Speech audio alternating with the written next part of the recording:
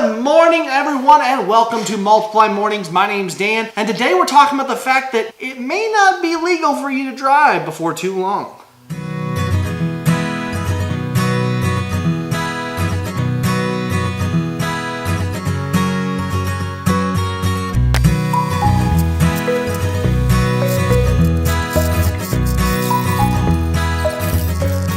As I said, today we're talking about the fact that self-driving cars are becoming more and more of a reality, and the likelihood that within our lifetime we will see the end of human-piloted cars and vehicles. That's right. See, even just recently, President Obama was talking about his take on self-driving cars. Now, you may say, self-driving cars, Daniel, that just seems so crazy. Computers fail, my phone fails all the time. And you'd be right. Self-driving cars and self-automation is kind of a scary thing, especially for someone like me who really enjoys driving. I really do. I love driving. I love the idea, but Obama references, and honestly, this is a consensus against many large companies. Google is starting its own self-driving. Apple's looking into making cars now. Uber just launched its own self-driving fleet in Pittsburgh, and then you've got obviously you got Tesla, who already has its own automated system that's just really has to be turned on. And so why is this good? I'm gonna link down below a video where a guy goes over this in really great detail, the difference between what that would look like between self-driving and non-self-driving cars. It's a really insightful video. Definitely recommend you check it out. Some of the sources, the reasonings behind this is listed by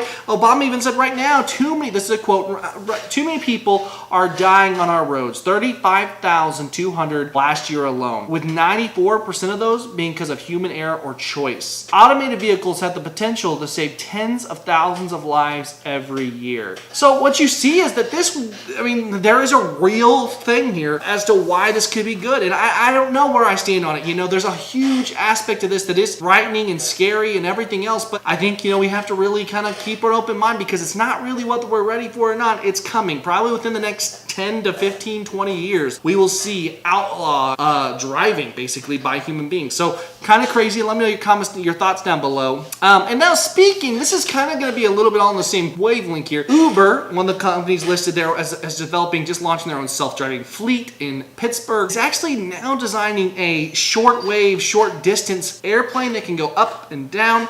It's kind of a neat thing. I'll link it also down below, but it's called a VTOL, which is basically a self up and down.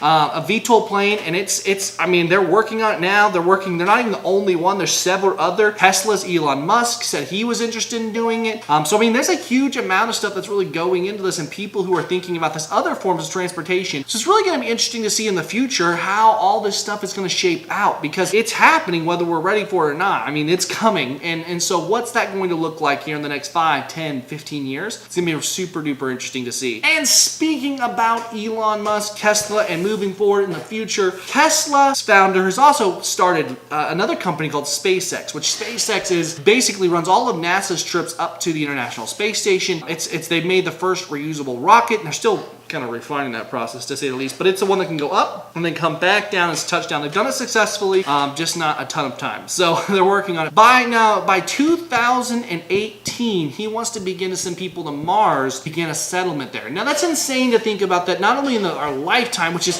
been talked about for years, but that the fact of the matter remains that he hopes to do it within the next 2 years to start sending people is insane. 2018 is when he hopes to start sending it. They're developing this massive rocket that's capable of going back and forth and being reusable, and he wants to send up to 100 people to Mars to begin this thing. So it's crazy to think about all this stuff happening right now, right in front of us, all this future stuff that's really on the cusp of happening. Self-driving cars, if you saw iRobot, the self-driving car scenes with him there and everything, we've seen all this stuff happening, and so it's kind of cool and kind of scary to think that we're actually at those points now in a lot of senses as to what's happening. So let me know down below what you're thinking about, where you're at, and what's your opinion on this matter. All right, and today's video of the day is gonna be that video on self-driving cars, what that would look like for traffic and everything else. I think it's super interesting. Check that out, watch that video. Really just gives you another perspective on why people want to do this past just taking the driver out of the situation. It's very neat, very cool. And now let's move on to our focus, talk about what God's doing in my life today, or what he's doing hopefully in yours too. Just a brief second time to just take a second and think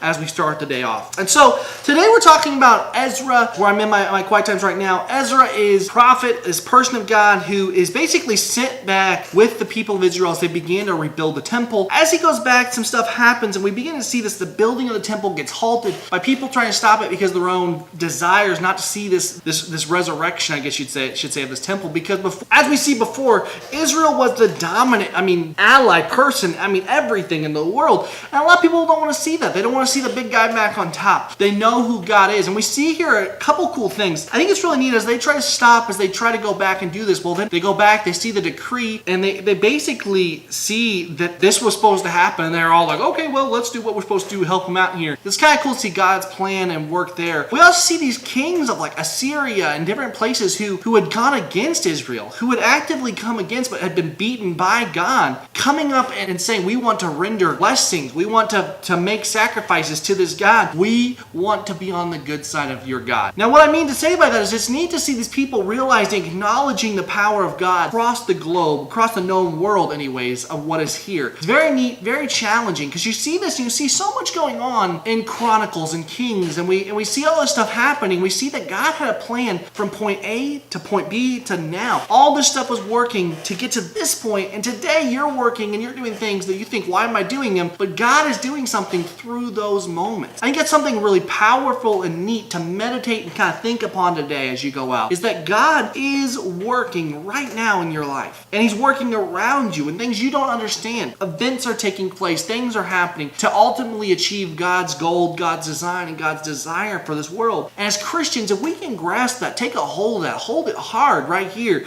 that God is working and that we need to trust what He's doing, life gets easier because you realize God is in control. You look at these kings of Israel and their ups and their downs and their falls and everything else, and you realize that God was the consistent. When they went to God, God blessed. And I say to you today that go to God to find His blessings. And sometimes it isn't always Solomon level blessings, for sure. Sometimes it's being David in the wilderness and realizing that God is what he needs. And we see this over and over again, that God is the blessing, not the possessions or anything else in this world. Those things wither away, but God alone. That's the blessing. You guys need to follow me on the social medias, because here's the thing. Twitter, if you have an idea for a story, something you want to hear my opinion on, anything, make sure you tweet me. I'm at Daniel_Gibson92. It's on Twitter, and then there's everything else. Multiply Media is on Instagram, Snapchat, everything. Guys, follow me there, and that way, if you guys have an idea, question, anything, all that, please let me know. If you like what we do here and you want to see more, make sure you subscribe. If you enjoyed this video, hit a thumbs up. It helps us out.